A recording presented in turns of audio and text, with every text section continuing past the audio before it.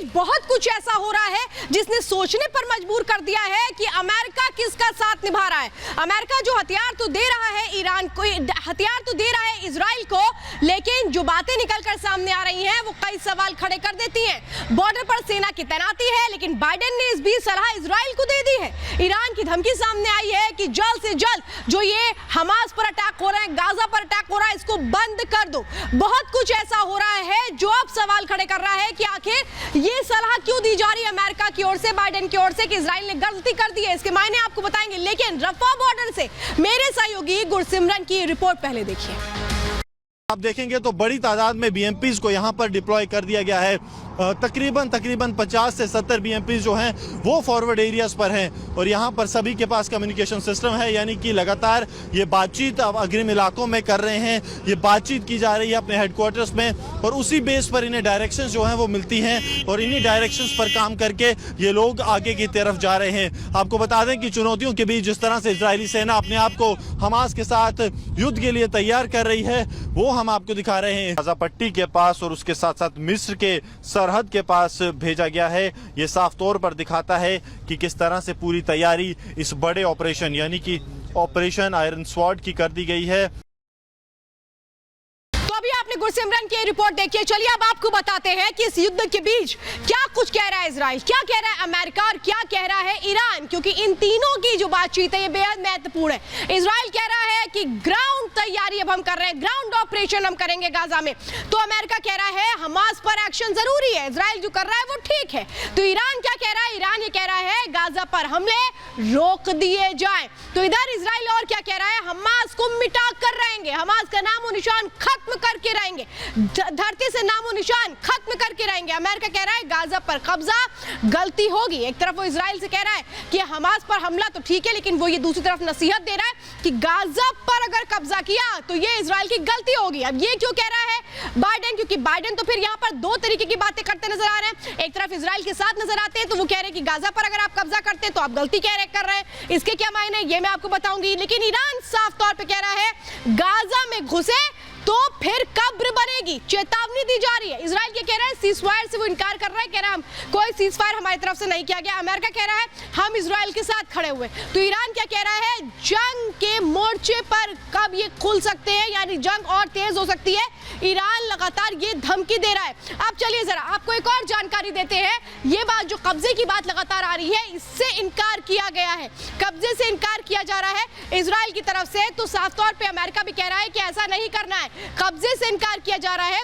ये कहा जा रहा है कि हम ग्राउंड ऑपरेशन के लिए तैयार हैं, लेकिन हमारा मकसद कब्जा नहीं है। और इस बात को संयुक्त राष्ट्र में इजराइल के राजदूत ने जो बयान दिया है उन्होंने बिल्कुल क्लियर कर दिया है, इजराइल की गाजा पर कब्जे की कोई भी मंशा नहीं है। हमास का खात्मा इजराइल का टारगेट है, यानी इजराइल पर जो हमले हो रहे हैं उसमें साफ तौर पर कहा जा रहा है कि एजेंडा बिल्कुल क्लियर है कि हमास को खत्म करना है। हमास के खात्मे के लिए हर जरूरी कदम उठाया जाएगा। इजराइल अपने अस्तित्व के लिए लड़ रहा है, ये बिल्कुल क्लियर किया गया है। अभी तक जो सोच रहे थे लोग कि गाजा में कब्जा किया जाएगा, दरअसल गाजा में कब्जा नहीं बल्कि हमास को खत्म करना ये जरूरी है। लेकिन इस बीच में आपको तस्वीर दिखाती हूं कि लोग कैसे पलायन कर रहे हैं और गाजा से तस्वीरें सामने आ रही हैं। अब वो तस्वीरें आप देखिए, क्योंकि लोगों को पता है लगातार हमले किए जा रहे हैं और ऐसे में कोई अब ऑप्शन नहीं बचा। ये देखिए तस्वीरें आप देख रहे हैं ना, हाथों में सामान है, बच्चे हैं, महिलाएं हैं, वो कैसे पूरे घर गृहस्थी का सामान लेकर के जा रही, गाड़ियों पे गाड़ियां आप देख रहे हैं। जो तस्वीरें नजर आती हैं गाजा से, ये हमास खूनी साजिश रच रहा है, लेकिन हमास इनको रोक रहा है,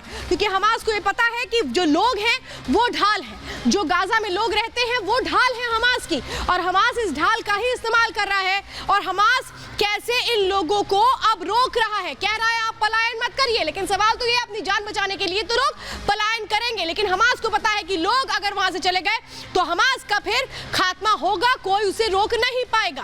अब मैं आपको बताती हूँ गाजा में ये जो लड़ाई है ये कैसे आगे बढ़ रही है। गाजा में करीब 10 लाख लोग अभी तक पलायन कर चुके हैं, जो तस्वीरें मैं आपको दिखा रही हूँ। युद्ध क्षेत्र में अभी भी लाखों लोग फंसे हुए हैं, क्योंकि इजराइल ने कहा था कि आप गाजा छोड़ दीजिए, और यही हो रहा है। जो लोग हैं धीरे धीरे अब गाजा छोड़े, लेकिन इस बीच मिस्र ने लोगों को शरण देने से मना कर दिया है। मिस्र ने सुरक्षा का हवाला दिया है क्योंकि बॉर्डर्स जो 5 बॉर्डर इजराइल के जुड़ते हैं उसमें से एक मिस्र भी है। मिस्र ने अपने यहाँ सारे रास्ते बंद कर दिए हैं। उसने कहा हम किसी भी शरणार्थी को नहीं रखेंगे। मिस्र में इससे पहले 90 लाख शरणार्थी इससे पहले ही मौजूद है और अब उसने मना कर दिया है कि हम किसी भी शरणार्थी को नहीं रखेंगे। अब चलिए जरा मैं आपको बताती हूँ, गाजा पट्टी से तस्वीरें दिखा रही हूँ जहां पर हर दिन हालात बदलते जा रहे हैं, बिगड़ते जा रहे हैं। वो तस्वीरें आप देखिए, गाजा पट्टी से तस्वीरें आप देख रहे हैं, हर दिन यहाँ पर हालात बिगड़ रहे हैं। लोगों की बड़ी संख्या यहाँ पर मौजूद है, खाने पीने की चीजें यहाँ पर नहीं है, लोग त्राहिमाम कर रहे हैं क्योंकि ये स्थिति किसने की है? हमास ने। गाजा में लोग सुख चैन से रह रहे थे, लेकिन हमास ने जिस तरह से इजराइल पर हमला किया इसके बाद अब बदला लिया जा रहा है। देखिए खाने पीने के लिए कैसे लोग तड़प रहे हैं, लंबी लंबी लाइनें लगाई गई हैं, हजारों की संख्या में लोग इकट्ठा हो रहे हैं क्योंकि इन्हें नहीं समझ में आ रहा है कि ये करें क्या, क्योंकि यहाँ पर जिंदगी जीना दुश्वार हो चुका है। जो लोग हैं वो कैसे अब इसी मजबूरी के बीच रह रहे हैं। अब मैं आपको जरा कुछ और तस्वीरें दिखाती हूँ। हमास की जो हिमाकत आ रही है सामने, वो आप समझिए, उसकी जानकारी मैं अब आपको देने जा रही हूँ क्योंकि हमास ने कैसे लोगों को मरने के लिए छोड़ दिया। एक एक तस्वीर सामने आती है। 10 अक्टूबर से बिजली पानी सप्लाई सब बंद है। कहां पर? गाजा में। खत्म होने के कगार पर आ चुका है पीने का पानी, यानी पीने का पानी भी लोगों के लिए अब मुहैया होना मुश्किल है।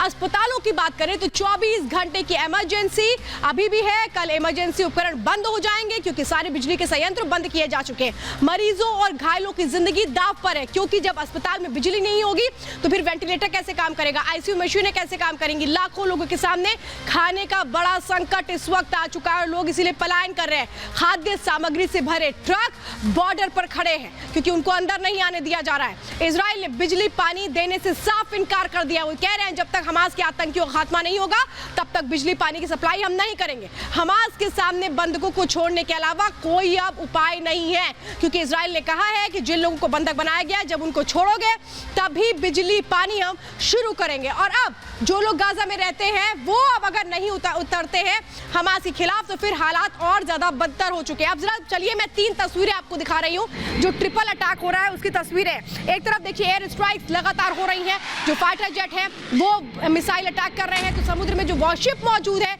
वहां से मिसाइल अटैक करवाए जा रहे हैं। तो ग्राउंड ऑपरेशन पे जो सैनिक उतरे हुए हैं वहां से आप ये देख रहे हैं जो तोप छोड़े जा रहे हैं। ये है बैटलफील्ड, ये है बैटलफील्ड जो बता रही है कि वहां पर जो तैयारियां हैं वो कितनी पुख्ता और कितनी मजबूत है, जिसका सामना करना हमास के लिए भी मुश्किलों भरा हो रहा है क्योंकि हमास ये समझ चुका है कि इस जंग में हार उसकी होगी। क्योंकि जिस तरह से इजराइल एक के बाद एक अपनी प्लानिंग कर रहा है, चाहे ग्राउंड की प्लानिंग की बात करें, समुद्र से प्लानिंग की बात करें या फिर बैटलफील्ड से हम बात करें, यानी हर तरफ से 3 तरफ से ये जो बड़े हमले हो रहे हैं ये हम आपको बता रहे हैं। तो खौफ में अब हमास, खेल हो गया है खल्लास।